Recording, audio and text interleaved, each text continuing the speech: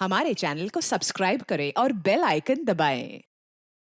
आज crime petrol black headlines में देखिए 2019 की एक ऐसी ब्लैक हेडलाइन जिसने पूरे देश को हिलाकर रख दिया। पुलिस वालों काम करो, काम करो, काम करो। अपराध के इस विभत्स रूप ने इस केस को ऐसे रंग दिए कि राजनीतिक गलियारों में भी हलचल मच गई। चारों तरफ धरने और नारेबाजी होने लगी।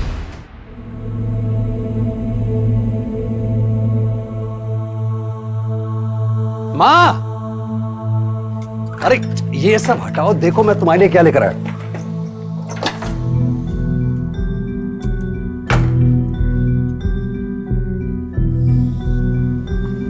साफ दिखाई दिया? दिख रहा है ना साफ? साफ दिखाई दिया? एकदम साफ दिख रहा है। माँ एक्ट के बारे सुंदर ही लगती हो, क्या हीरोइन लग रही हो माँ। पर ये तो महंगा दिख रहा है, इतना महंगा चश्मा क्यों लाया तू? माँ तुमने सारी जिंदगी तो पाई पाई बचा के काट ली, अब बाकी बची हुई जिंदगी तुम अच्छी तरह से काटो, हमारे अच्छे दिन आने वाले हैं। माँ मेरी शहर में स्कूल में नौकरी लग गई है। नौकरी? हाँ माँ। मेरा बच्चा।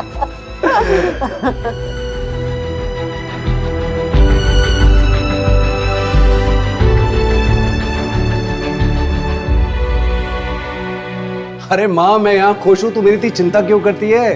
तू इतना दूर रहता है, चिंता तो होती है ना। काश तू इस बार काली पूजा में गांव आ पाता तो। अरे माँ, भाई ना कैसे आते? भाभी इतना लंबा सफर थोड़ी ना कर सकती है इस वक्त। हाँ मेरी माँ जानती हूँ। तपन बहू कहाँ है? और प्रतुल भी दिखाई नहीं दे रहा है। अरे माँ प्रतुल तो पूजा करने के साथ ही बाहर चला गया है, आपको तो पता है उसको रोकना बड़ा मुश्किल काम है।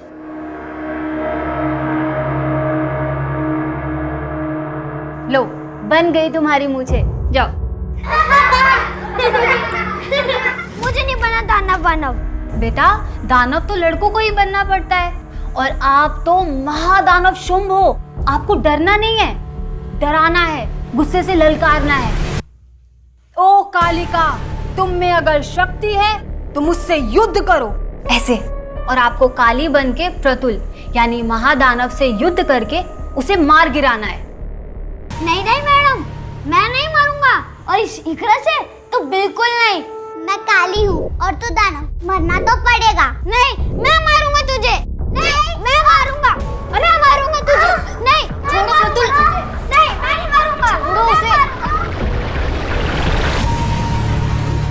मम्मी, पहले ये दानव की मूंछें निकाल दो, वरना वो आके मुझे मार देगी।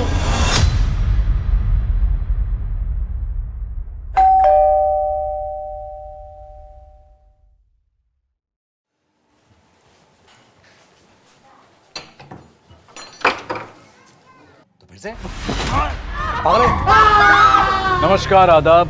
क्राइम पेट्रोल सतर्क के ब्लैक हेडलाइंस अध्याय के आज के एपिसोड में आप सबका स्वागत है। देखते ही देखते ये घटना एक ऐसी नेशनल न्यूज बन गई जिसने न्यूज रूम से लेकर राजनीतिक गलियारों तक में हलचल पैदा कर दी। एक तरफ इस हत्याकांड के सामने आने के कुछ ही घंटों बाद एक ऐसा राजनीतिक दंगल छिड़ गया कि राज्य की सियासत हिल गई। पुलिस प्रशासन, पुलिस प्रशासन, तपन के हत्यारों को गिरफ्तार करो, गिरफ्तार करो। पुलिस प्रशासन, पुलिस प्रशासन, पुलिस प्रशासन, पुलिस प्रशासन। शांत हो जाइए, हमें अंदर जाने दीजिए प्लीज। हम नहीं हटेंगे, हम नहीं हटेंगे। हट जाइए, हमें अंदर जाने दीजिए प्लीज। हम नहीं जाने देंगे। एक महीने में हमारे 5 कार्यकर्ताओं की हत्या हुई है। इस बार तो बल्कि पूरे परिवार को ही खत्म कर दिया उन लोगों ने। हमारा विश्वास प्रशासन और पुलिस पे से हमेशा के लिए उठ गया है। और ये अपोजिशन पार्टी केएलबी, ये लोग इसमें शामिल है, हमें पूरी तरह से मालूम है। और तो और वो तुम्हारा सुजय घोष, उस पार्टी का नेता, तुम लोगों के साथ मिला हुआ है। हम नहीं जाने देंगे। पुलिस प्रशासन, आरएलपी दल के लोग अपने कार्यकर्ता तपन और उसके परिवार वालों की हत्या को लेकर सड़कों पर आ गए हैं, और पुलिस वालों के कहने पर भी वो मानने को तैयार नहीं है। पुलिस प्रशासन,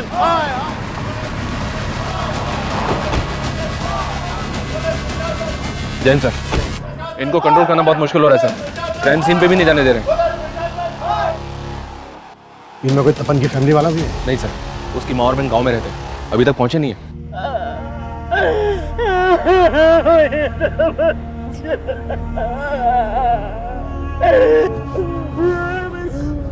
माँ, माँ, उठो,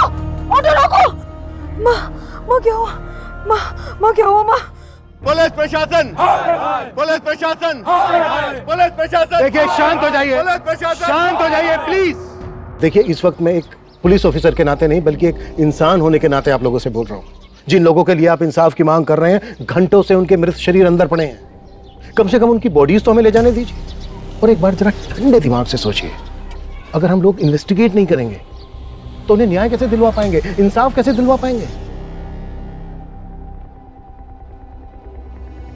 बताओ। चलिए हटिए।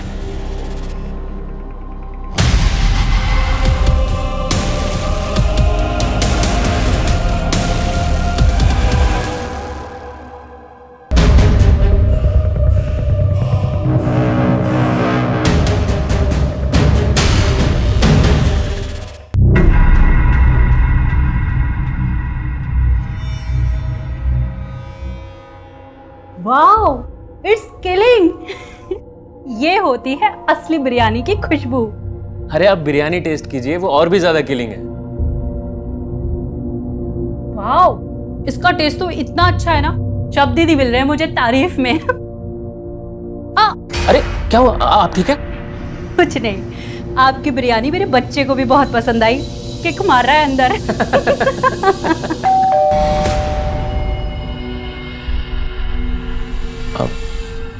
मैं देखता हूँ। हाँ। गंदी बात होती है। शक तुम?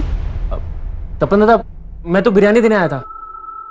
अरे प्रतुल बेटा, तुम तो बड़े अच्छे लग रहे हो, मुझे लगा के हैं। दाना बच्चे नहीं बुरे होते हैं। आप तो मुझे बुरा ही बोलोगे। इकरा के पापा जो हो। प्रतुल, अंकल से ऐसे बात नहीं करते ना। प्रतुल, प्रतुल। अच्छा मैं चलता हूँ। तपन दादा, आप और प्रतुल भी बिरयानी टेस्ट कीजिएगा। हाँ, खुदा हाफिज। खुदा हाफिज।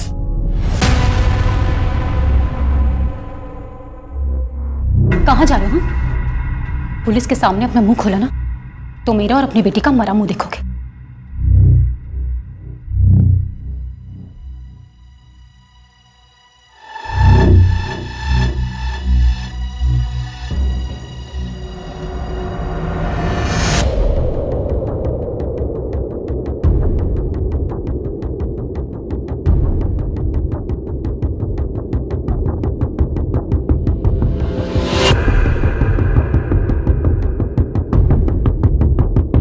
सर, घर में फोर्स एंट्री के साइन नहीं मिले।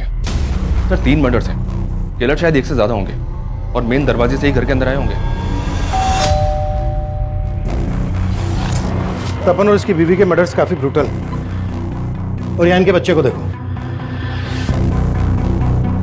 जो किलर तपन की प्रेग्नेंट बीवी के घर पर इतनी बेदर्दी से वार करता है, वो बच्चे को सिर्फ गला दबा कर मारता है। आखिर चल क्या रहा होगा किलर के दिमाग में? ये आरएलपी पार्टी वाले तो इन मर्डर्स को राजनीतिक रंजिश ही बता रहे हैं सर। इन लाशों का हाल देखकर तो गहरी रंजिश लग रही है।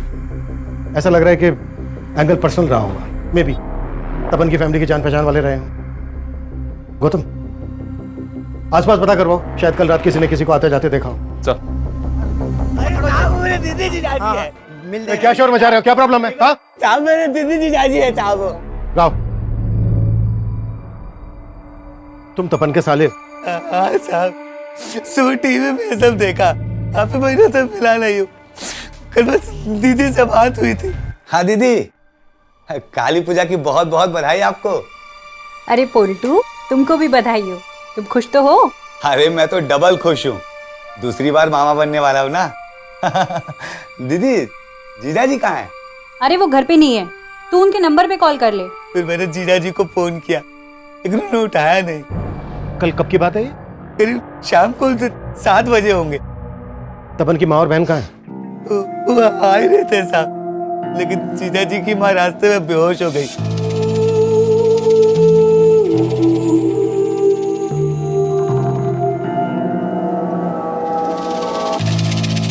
कल रात आपने किसी को तपन के घर पे आते जाते हुए देखा था?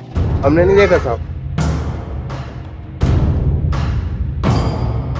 सर इनका कोई भी पड़ोसी खुल के सामने नहीं आ रहा। समझ में नहीं आ रहा कि कोई कुछ जानता भी है या नहीं। ये इस पॉलिटिकल हंगामे का असर है। शायद सब डरे हुए, शबरी इनके द्वारा डराए गए। खत्म। अपने ऐसी खबरी एक्टिव करो जिनकी पहुंच जड़ों तक हो। मुझे तपन और उसकी फैमिली से रिलेटेड एक इन्फॉर्मेशन चाहिए। जी सर। सर आपको क्या लगता है इन हत्याओं के पीछे किसका हाथ है? सर एक तरफ आरएलबी पार्टी के नेता पारस सिन्हा के इस मामले में बयानबाजी चल रही है, वहीं दूसरी तरफ पुलिस इस मामले में अपनी कोई भी प्रतिक्रिया देने से बच रही है। दो बिल्लियों की लड़ाई में ना रोटी हमेशा बंदर ही खाता है। बाबा मैं आपसे कुछ बात कर रहा हूं, अपनी जमीन तो बचा लोगे ना आप? अपनी जबान को थोड़ा लगाम लगा। क्यों चुप गई मेरी बात? या उनके मौत के बारे में सुनकर आपका गला भराया? बाबा एक बात ध्यान रखना, ये वही लोग हैं जिन्होंने आपका गला पकड़कर आपकी पस्तून तक गीली कर दी थी। बाप की इज्जत नहीं करता कोई बात नहीं, कम से कम अपनी बहन के सामने तो अपनी जबान से गंदगी मत निकाल। बहुत करता है। ये तपन और संगा की कॉलेज स्ट्रीम है, जिन जिन के साथ भी इन दोनों की बात हुई थी उन सबको बुला के इंक्वायरी करो। सर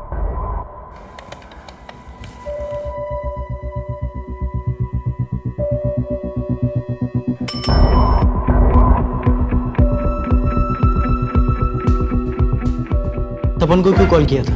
सर तपन दादा को मैं जानता हूँ और उस दिन मैंने सिर्फ काली पूजा की बधाई देने के लिए उनको फ़ोन किया था।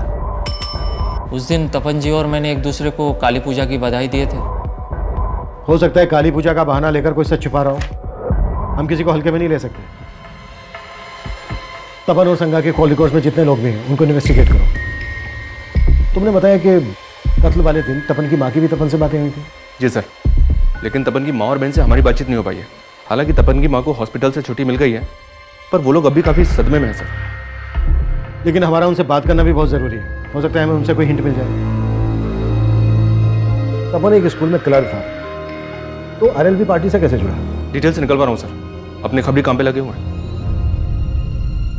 एक तरफ तपन के परिवार की हत्या को लेकर सियासी तूतू मैमे बढ़ रही थी और वहीं दूसरी तरफ पुलिस को लग रहा था कि तपन उस राजनीतिक दल का कार्यकर्ता ही नहीं था जिस दल के कुछ लोग इस सारे मुद्दे को इतना तूल दे रहे थे। हत्यारे को फांसी दो, फांसी दो, हत्यारे को फांसी दो, फांसी दो। हमारी पूरी हमदर्दी है उस परिवार के साथ, लेकिन आरएलबी पार्टी की यह गलत रवैया इस राज्य का माहौल खराब कर रहा है। तो क्या राजनीतिक षड्यंत्र की आड़ लेकर इन हत्याओं के असल मकसद को दबाया जा रहा था? और अगर ऐसा था तो वो असल मकसद क्या था? केस इतना बड़ा हो गया था कि तपन के परिवार को जानने वाले अड़ोसी पड़ोसी भी खुलकर गवाही नहीं दे रहे थे, लेकिन उन्हें भरोसे में लेने की कोशिश पुलिस लगातार कर रही थी, लेकिन कोई सामने नहीं आ रहा था और पुलिस जल्द ही तपन की मां और बहन से भी मिली। सर उस दिन भाईना और भाभी से बात हुई थी। अरे माँ मैं यहाँ खुश हूँ, तू मेरी इतनी चिंता क्यों करती है? तू इतना दूर रहता है, चिंता तो होती है ना। भाभी से बात कराइए ना।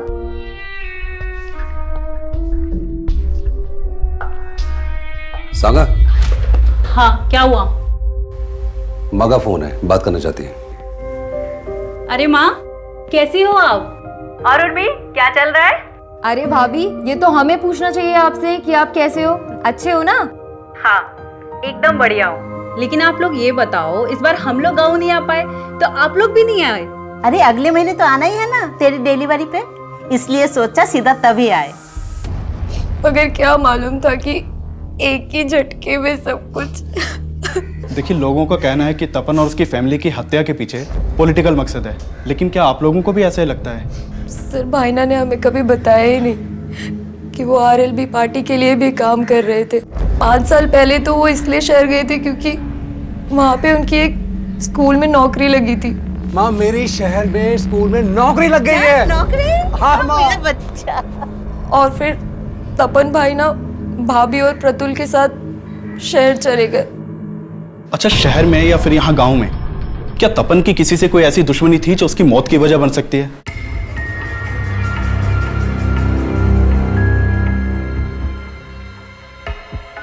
सर तपन के घर से जो सामान मिला था उसमें डायरी भी थी, इस पे तपन की बीवी का नाम लिखा हुआ है, उसी की होगी।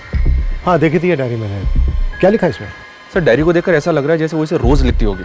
इसमें काफी कुछ ऐसा है जो किसी अफेयर की तरफ इशारा करता है। अफेयर? जी सर।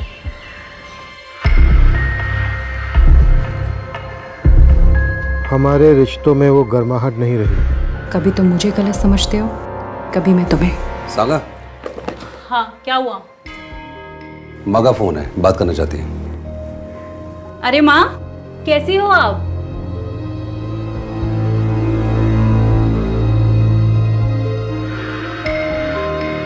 ना कभी तुम कुछ बोल पाते हो और ना कभी मैं।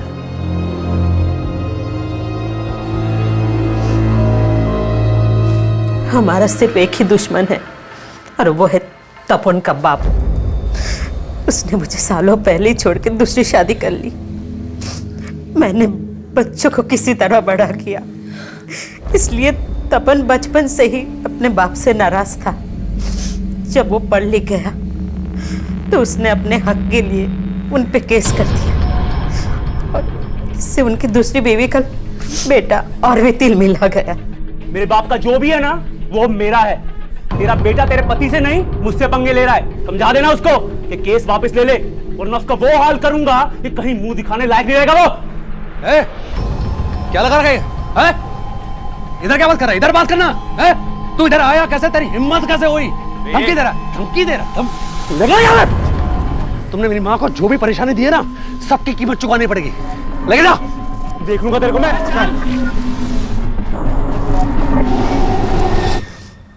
आखिरकार हमने केस जीत लिया था और अदालत ने हर जाने के साथ साथ उनकी आधी जायदाद हमारे नाम करवाने का फैसला सुनाया था। तो आप लोगों को ऐसा लग रहा है कि तपन और उसके बीवी बच्चे को मारकर उसने आपसे बदला लिया?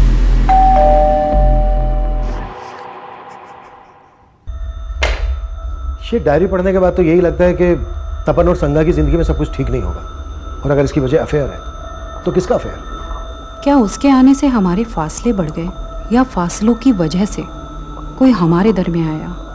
तपन और संगा की जिंदगी में अगर कोई तीसरा था तो वो किससे ताल्लुक रखता था, तपन से या संगा से?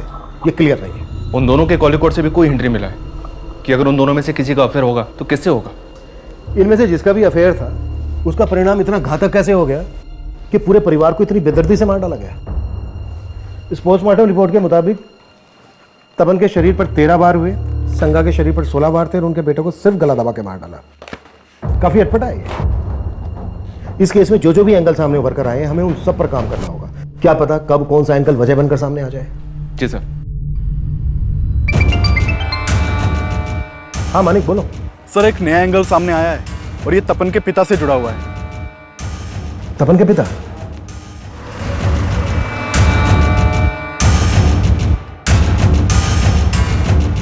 अरे कहाँ गुल खिलाकर आए हो आप, जो आपके पीछे पीछे पुलिस भी आ गई यहाँ पर?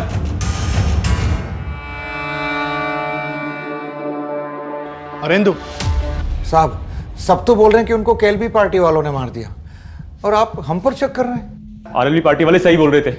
आप लोग केएलबी पार्टी वालों को बचाने के लिए हमें फंसाओगे। चुप, बिल्कुल चुप। बहुत ज्यादा बोलता है ना तू। अभी अगर सच नहीं बोला ना तूने तो यही धुलाई होगी तेरी।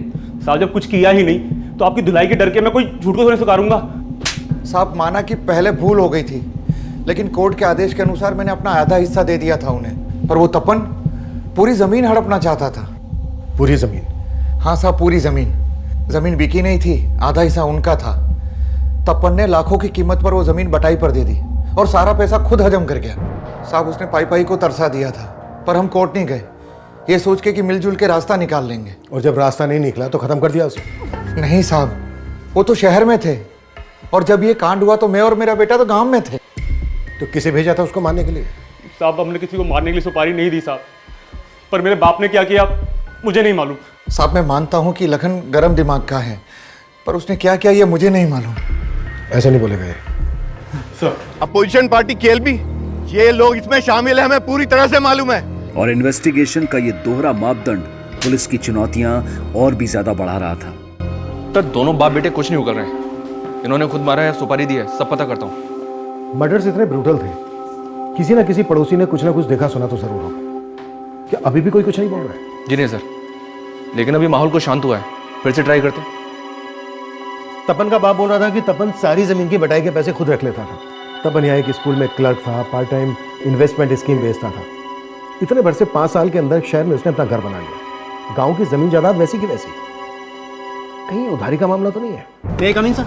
कम सर, तपन के स्कूल में पूछताछ की तो कुछ बातें पता चली है सर। उसके स्कूल में एक टीचर है मिताली, जो तपन के बेटे को ट्यूशन भी पढ़ाती थी। और सर इस मिताली का तपन के घर पर काफ़ी आना जाना था। और सर लोगों से पता चला है कि इस मिताली और तपन में काफ़ी अच्छी बातचीत थी। रहती कहाँ है मिताली? सर ये मकदीर नगर में कहीं किराए के मकान में रहती है। जिस अफेयर के एंगल को हम ढूंढ रहे हैं, कहीं वो मिताली और तपन से तो नहीं जुड़ा है? इस एंगल को लेकर हमें तपन की माँ, बहन और संगा के भाई से बात करनी चाहिए। गौतम, तुम मिताली से मिलो और तुम इन सबसे बात करो। ये कैसी बात कर रहे हैं साहब? तपन और संगा के बीच कोई तनाव नहीं था। हो सकता है कि ऐसा कुछ हो लेकिन आपको पता ना चला हो। अच्छा, आपको कुछ अंदाजा है कि उनके बीच कुछ? नहीं सर, मुझे कभी ऐसा लगा ही नहीं कि उनके बीच में कोई तीसरा भी होगा। जीजा जी का कुछ ऐसा होता तो दीदी मुझसे छिपाती नहीं। ये भी तो हो सकता है कि तुम्हारी दीदी का कोई पास्ट हो। क्या उनका किसी के साथ कुछ? नहीं सर, ऐसा कुछ नहीं था।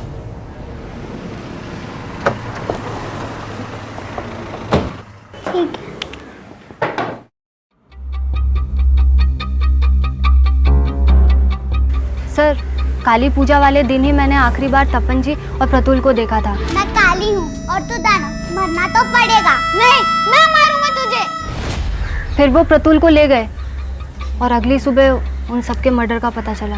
देखिए, हमें पता चला है तपन और संगा का रिलेशन ठीक नहीं चल रहा था। आपका तो उनके घर भी आना जाना था। इसकी हिंट तो होगी आपको। नहीं सर, मुझे तो कभी ऐसा कुछ नहीं लगा। जब भी उनके घर जाना होता था दोनों खुश ही लगते थे। प्रतुल ने जब से आपकी क्लास ज्वाइन किया ना, बहुत अच्छा कर रहा है। अच्छा तो करेगा ही। आपने टीचर जो ऐसी चूज की है। ठीक है, जरूरत पड़ी तो हम आपसे दोबारा बात करेंगे। सर, एक मिनट। सर, तपन जी आरएलबी पार्टी में कितना एक्टिव थे ये मैं नहीं जानती, लेकिन वो समाज सेवा में हमेशा आगे रहते थे। सर, हमारे स्कूल के पास सरकारी ज़मीन का एक हिस्सा बड़े टाइम से खाली पड़ा हुआ था और एक कम्युनिटी के लोग उस पर अपना कब्जा जमाना चाहते थे। सर, उनके पिटीशन डालने की वजह से ही कोर्ट के आदेश पे वो ज़मीन म्यूनिसिपल कॉर्पोरेशन को दे दी गई। तो मतलब आप कहना चाहती हैं उन लोगों ने तपन के परिवार को? हो सकता है। उनका नेता उस्मान बड़ा ही दबंग आदमी है। हो सकता है उसको पता चल गया हो कि वो पिटीशन तपन जी ने ही फाइल की थी। सर, मिताली की बात सही निकली कि तपन ने उस्मान और उसके कुछ आदमियों के खिलाफ पिटीशन फाइल की थी। ये उस्मान तपन के घर के नजदीक ही रहता है। मानी को भेजा है उस्मान को बुलाने के लिए।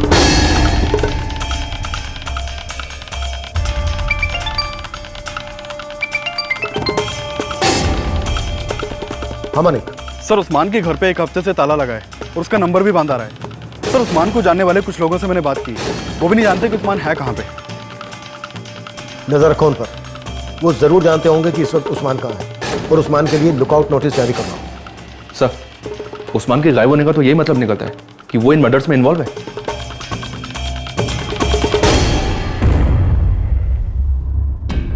इस केस में हम अफेयर वाले एंगल को भी रूल आउट नहीं कर सकते। माना हमने मिताली ने उस्मान के बारे में बताया जरूर, लेकिन यह भी तो हो सकता है कि वो अपना राज छुपा गई हो। सांगा की ये डायरी साफ इशारा करती है कि तपन और सांगा के बीच कोई तो तीसरा था।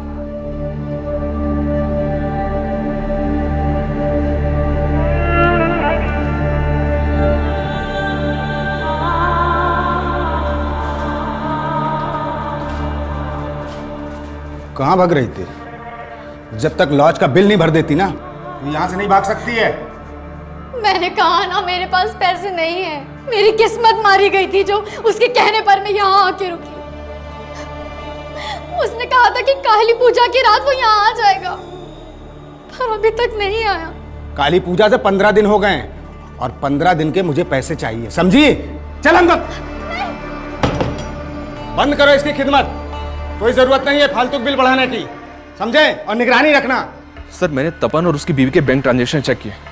2 महीने पहले तक उनके अकाउंट में काफी पैसा था, लेकिन अब उनके अकाउंट में काफी कम पैसा है। और एक बात, संगा के अकाउंट से सुब्रतो बनर्जी के अकाउंट में लगातार हजारों रुपए ट्रांसफर हो रहे थे। ऐसा क्या है जो एक हाउसवाइफ इसके अकाउंट में इतना पैसा ट्रांसफर कर रही थी? है कौन ये? इसके बैंक अकाउंट के थ्रू मैंने इंक्वायरी की तो पता चला कि इसने हत्या से कुछ ही दिन पहले अपना अकाउंट क्लोज करवाया था। जो नंबर इसने अकाउंट से लिंक किया हुआ था वो भी बंद है। जो एड्रेस दिया हुआ था वहां से भी घर खाली कर चुका है। हो सकता है सर ये वही तीसरा हो जिसके साथ संगा का अफेयर था।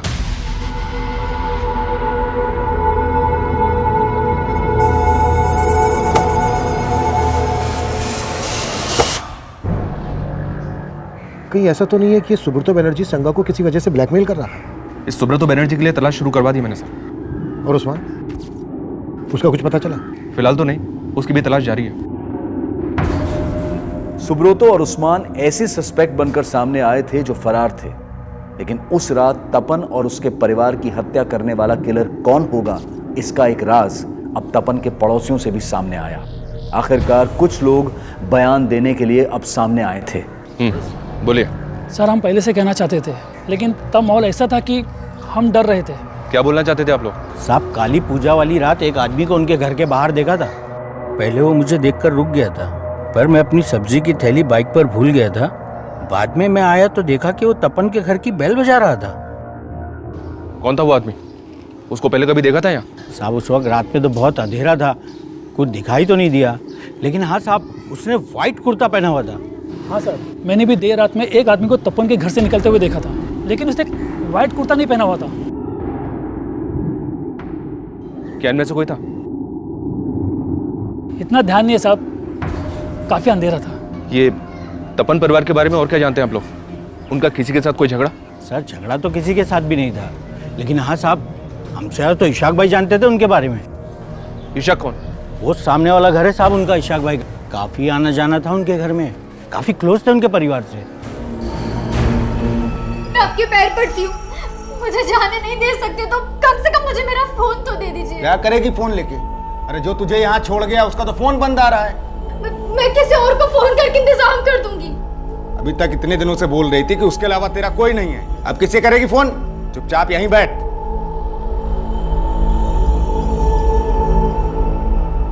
हमने उस दिन भी आप लोगों से बात की थी, आपका इतना मेल जोल था उनसे, फिर भी आपने हमें कुछ नहीं बताया। अरे सर, कुछ पता होता तो बताते ना। हमने कहा ना, हमने उस रात कुछ नहीं देखा। लेकिन तपन और उसकी फैमिली के बारे में तो काफी कुछ पता होगा ना? हमें पता चला है कि तपन और संगा के बीच कुछ भी ठीक नहीं चल रहा था। इसकी वजह क्या होगी? पता नहीं सर, हमने तो ऐसा कुछ नोटिस नहीं किया, और हमें तो यही लग रहा था कि वो दोनों खुश ही होंगे। सर, सुब्रतो के बारे में पता किया। सुब्रतो एक हिस्ट्री शीटर है और 420 के केस दर्ज है उसके नाम पे। सर, सुब्रतो लोगों का पैसा पोंजी स्कीम में लगवाता था और फिर गायब हो जाता था। अलग अलग शहरों में अलग अलग नाम से कई बैंकों में अकाउंट मिला है उसका, और सब काफी समय से वांटेड है। तो क्या इसने संगा के साथ भी फ्रॉड किया होगा? इस वक्त कहाँ है? ये तो नहीं पता सर, लेकिन कलिंगा पुलिस उसे काफी समय से ढूंढ रही है और उन्हें उसकी एक लीड भी मिली है। उन्हें लगता है कि वो फूलबनी में छिपा हो सकता है। उनके टच में रहो, किसी भी हाल में हमें ये सुब्रतो चाहिए। Okay sir.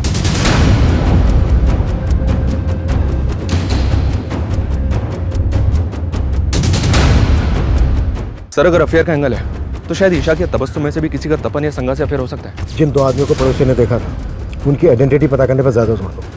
उन लोगों ने उसे ठीक से नहीं देखा था सर, फिर भी ट्राई कर रहा हूँ स्केच बनवाने के लिए। तपन के घर के बाहर देखे गए अनजान आदमी का स्केच बनवाने की पुलिस ने कोशिश तो की, लेकिन जो स्केच बनकर सामने आया उसको पहचान देना नामुमकिन नजर आ रहा था।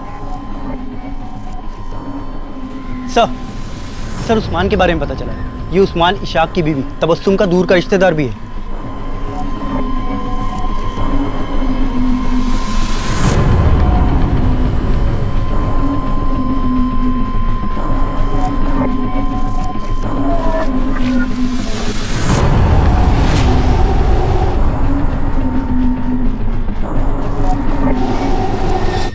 सर, मेरा कोई अफेयर नहीं था तपन की वाइफ से सर। तो उसके अकाउंट से तुझे पैसा क्यों ट्रांसफर होता था? सर, वो तपन उसके अकाउंट से भेजता था सर। मैं ऐसे बकरे तलाशता रहता था जो मेरे जाल में फंस जाए। मैंने उसको एक फेक स्कीम सुनाई थी और मेरे जाल में फंस गया। देखो दादा, ये ऐसा इन्वेस्टमेंट प्लान है कि राउंड अप में इंटरेस्ट मिलता है इस पे। 2 साल का स्कीम है, आपके पास जब जब पैसे हो तब तब इन्वेस्ट करते रहना। 18% ब्याज के साथ सारा पैसा वापस मिलेगा। अच्छा जी दादा, और मैं चाहता हूं कि आप इसमें इन्वेस्ट जरूर करो। लेकिन सर, वो मेरे लालच के बाद मेरे जाल में फंस गया और मैं जितना पैसा वसूल सकता था मैंने वसूल। लेकिन सर, आप मेरा विश्वास कीजिए सर, मैंने किसी को नहीं मारा सर। मैं सच बोल रहा हूं सर, मैंने किसी को नहीं मारा। तपन, उसकी बीवी संगा, उनका बेटा प्रतुल, सबसे जुड़े ऐसे कई रहस्य थे जो इस केस को लगातार उलझा रहे थे। तपन के पिता अरेंदु, उनका बेटा लखन, उस्मान, सुब्रतो, इशाक और तबस्सुम, ये सभी सस्पेक्ट थे। लेकिन इनके अलावा भी कई नाम और चेहरे थे जिनसे पुलिस का अभी तक परिचय नहीं हुआ था। और इन सब के बीच पुलिस को एक बड़ी कामयाबी मिली, उन्हें मर्डर वेपन मिला। सर, ये जगह तपन के घर से ज्यादा दूर नहीं है। एक विटनेस ने बताया था कि हत्या वाली रात को एक आदमी व्हाइट कुर्ते में तपन के घर के बाहर देखा गया था। ये कोई तो मर्डर वेपन हो सकता है सर। उस रात एक आदमी व्हाइट कुर्ता पहनकर तपन के घर के अंदर गया, तो फिर से? और जब घर से बाहर निकला उसने नीले रंग की कमीज पहनी हुई थी। हो सकता है ये कोई 2 नहीं बल्कि एक ही आदमी हो। जो अपने साथ कपड़े लेकर गया और फिर व्हाइट कुर्ता और कोयता लाकर इस पत्थर के पास डंप कर दिया। आसपास पता करवाओ, शायद काली पूजा की रात को उस किलर को किसी ने यहाँ पर ये सब डंप करते हुए देखा हो। Okay sir.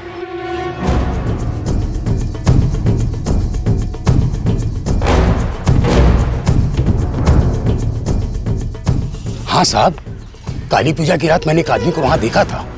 रात देर हो गई थी, मेले से वापस आ रहा था, उसी समय मेरी नजर उस पर पड़ी। साहब वो ऐसे घूर के मेरी तरफ बढ़ा कि मैं तो घबरा ही गया था। क्या उस आदमी ने नीले रंग की शर्ट पहनी थी? हाँ शायद। उस आदमी की तस्वीर बनवाने में क्या आप हमारी हेल्प कर सकते हैं? सुजोय जी, आरएलबी पार्टी के 5वें कार्यकर्ता की हत्या, वो भी उनके पूरे परिवार समेत। हमारी पूरी हमदर्दी है उस परिवार के साथ, लेकिन आरएलबी पार्टी की ये गलत रवैया इस राज्य का माहौल खराब कर रहा है। लेकिन उनके इल्जाम आपकी पार्टी पर नहीं, सीधे आप पर हैं। उनका आरोप एकदम मिथ्या है। हम लोगों ने ऐसा कोई गलत काम किया ही नहीं। वो लोग ऐसे तपन और उसकी फैमिली के मर्डर्स को लेकर तो ऐसी राजनीति हो रही है जैसे तपन आरएलबी पार्टी में कोई बहुत बड़ा नेता था। और सोशल मीडिया की वजह से तो इतनी अफवाह फैल गई है कि पूरा का पूरा शहर जल उठा है। सर, ये तपन स्कूल में क्लर्क होने के साथ साथ लोगों को इंश्योरेंस और इन्वेस्टमेंट स्कीम्स भी बेचा करता था। इसने आरएलबी पार्टी के कई लोगों को ऐसी स्कीम्स बेची थी, इसलिए पार्टी दफ्तर में इसका आना जाना था। लेकिन मैं जब पार्टी नेता पारस सिन्हा से मिला तो उसने बोला तपन ने हमारी पार्टी ज्वाइन की थी। तपन ही क्या, मैं और हमारे सारे कार्यकर्ता बहुत से काम करते हैं। इसका मतलब ये नहीं कि हम पार्टी में नहीं हैं। लेकिन जिस तरह का ये माहौल पैदा किया जा रहा है उसे तो ऐसा ही लग रहा है कि कहीं इन मर्डर्स का मकसद पॉलिटिकल माइलेज हासिल करना तो नहीं है। माइलेज तो मिल रहा है सर, आरएलबी पार्टी और उसके नेता पारस सिन्हा को। तो क्या इन मर्डर्स में शायद या फिर ये मर्डर्स किसी और मकसद के लिए हुए हों और ये इसे अपने फायदे के लिए इस्तेमाल कर रहे हैं। जो भी है, हम सुजय और उसकी पार्टी के लोगों को क्लीन चिट तो नहीं दे सकते।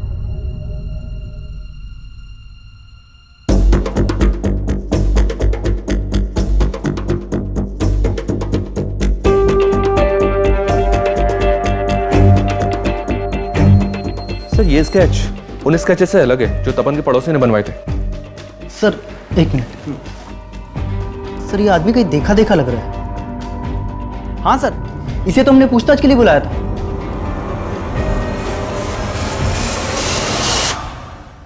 इसका नंबर तपन के कॉल रिकॉर्ड्स में था। रिकॉर्ड्स लेके आओ सर।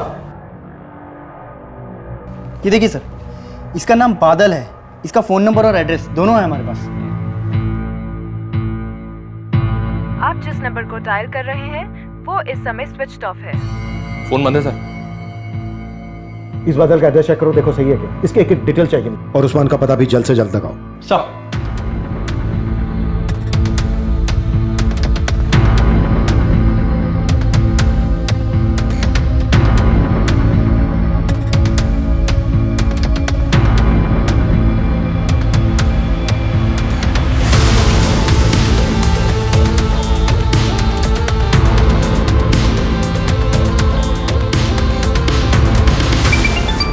हाँ गौतम बोलो। सर, बादल के घर पे भी ताला लगा हुआ है।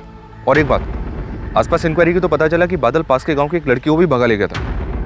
लड़की भगा ले गया था? पता करो इस लड़की का इसके इससे कोई कनेक्शन है क्या?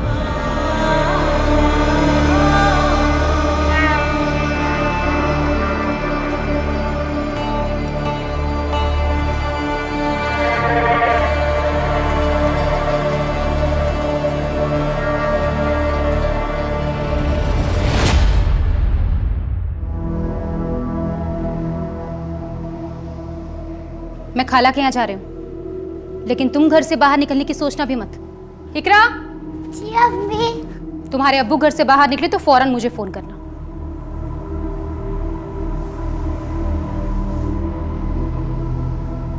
सर वो उस्मान खुद आया पुलिस स्टेशन। सर, मैं भागा नहीं था, मैं तो अपनी बेगम के साथ यूपी गया हुआ था और जैसे मुझे पता चला कि आप लोग मुझे ढूंढ रहे हैं, मैं वापस चला आया। भागा नहीं था तो फोन बंद क्यों था तेरा?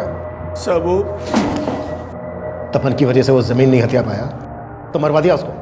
तपन जी, आजकल ये लोग रोज यहाँ इकट्ठा हो जाते हैं, आखिर चक्कर क्या है? मुझे खबर मिली है कि ये लोग इलीगल तरीके से जमीन को हथियाने की कोशिश कर रहे हैं, जो मैं होने नहीं दूंगा। अरे बच्चों की जगह ही है। मैं कोर्ट में इनके खिलाफ पिटीशन दायर करने वाला हूँ। मुझे तो मालूम भी नहीं था कि तपन ने पिटीशन फाइल की थी। चलिए बोल, तबस्सुम और इशाक का ही सबसे क्या लेना देना है? तबस्सुम इशाक भाई पर शक करती थी कि उसका तपन के बीबी से कोई चक्कर है। सर मैंने बादल के कॉल रिकॉर्ड्स चेक किए। ये देखिए सर बादल के कॉल रिकॉर्ड में एक बरणी नाम की लड़की का नंबर मिला है। सर बादल और बरणी के बीच में काफी बातचीत होती थी। सर ये वही लड़की है जिसे लेकर बादल भाग गया था। सर काली पूजा वाले दिन भी इन दोनों के बीच में काफी बातचीत हुई थी। सर बादल का नंबर तो बंद आ रहा है, लेकिन बरणी का नंबर चल रहा है और हम उसकी लोकेशन ट्रेस करने की कोशिश कर रहे हैं।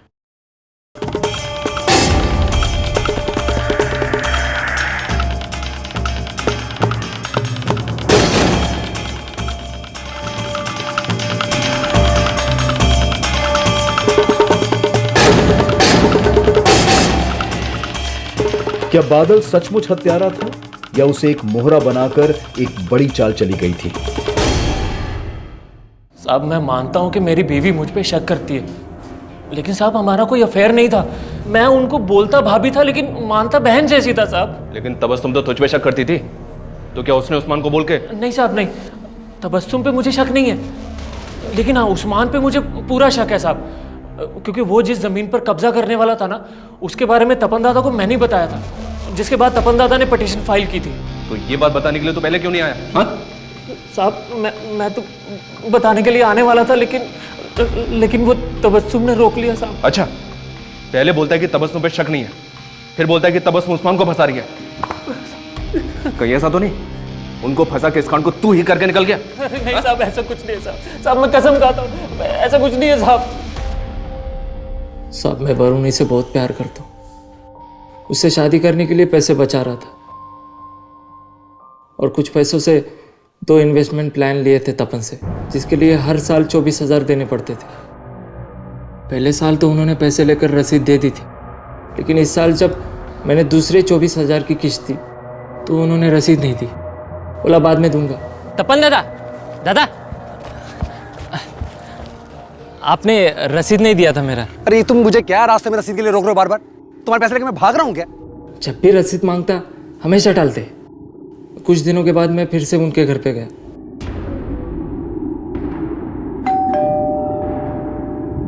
नमस्ते भाभी। तुम फिर आ गए? वो तपन जी से मिलना था मुझे। अरे कितनी बार तुमसे बोला यहाँ मत आया करो, बार बार मुंह उठा के चले आते हो। भाभी को परेशान कर रहा है, क्यों आया तुम यहाँ पर? दादा आपने बोला था आज आप मुझे रसीद दे दोगे, दे दो ना मेरी। अरे तुझे मैंने कहा है ना कि रसीद बन जाएगी तो तुझे बुला के दे दूंगा ना। आप मुझे पैसे नहीं दे रहे, रसीद नहीं दे रहे, इसका मतलब आप मुझे धोखा दे रहे। मैं धोखा दे रहा हूँ? अब चल निकल यहाँ से। 2 कौड़ी का आदमी नगदान मत आना यहाँ पर। साहब तपन और उसकी बीवी ने मुझे बहुत बेइज्जत किया था साहब। उस दिन ऐसा लगा कि वो तपन जिसने पैसा पैसा जोड़कर आज ये मकाम हासिल किया था, उसे मुझ जैसे एक छोटे से इंसान के मेहनत के पैसे की कोई कदर ही नहीं। मेरा माथा ठनक गया साहब, और मैंने सोच लिया कि मैं इन दोनों को बताऊंगा कि एक छोटा सा इंसान अपनी मेहनत की कमाई के लिए क्या कर सकता है। तो फिर से सिर्फ 24,000 रुपए के लिए तूने तपन और उसके पूरे परिवार को मार डाला। तपन तुझे रसीद नहीं दे रहा था ना? उसके 8 साल के बच्चे की क्या गलती थी? उस मासूम को क्यों मारा तूने? और उसके अजन्मे बच्चे को भी मार डाला जिसने भी जन्म नहीं लिया था, कोख में था। उसकी क्या गलती थी?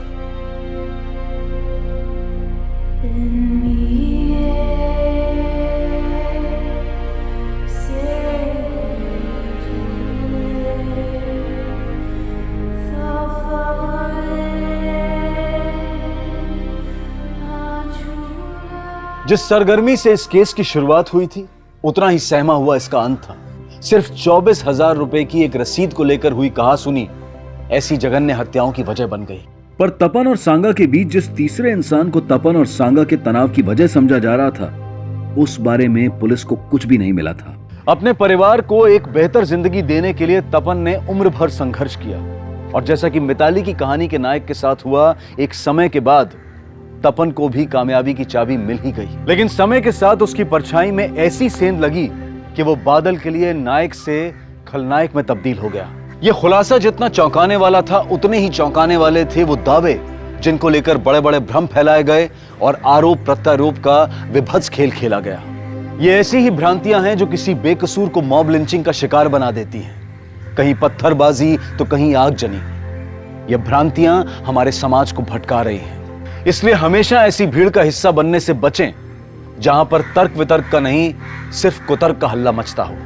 अब मैं अनूप सोनी आपसे विदा लेता हूं, फिर मुलाकात होगी क्राइम पेट्रोल सतर्क के ब्लैक हेडलाइंस अध्याय में एक और नए केस के साथ। और याद रखें, क्राइम और आपके बीच में सिर्फ इतना फर्क है कि आप कितने सतर्क हैं। सतर्क रहें, सुरक्षित रहें। जय Hind. For more updates, subscribe to our channel, click the show links and enjoy watching the videos.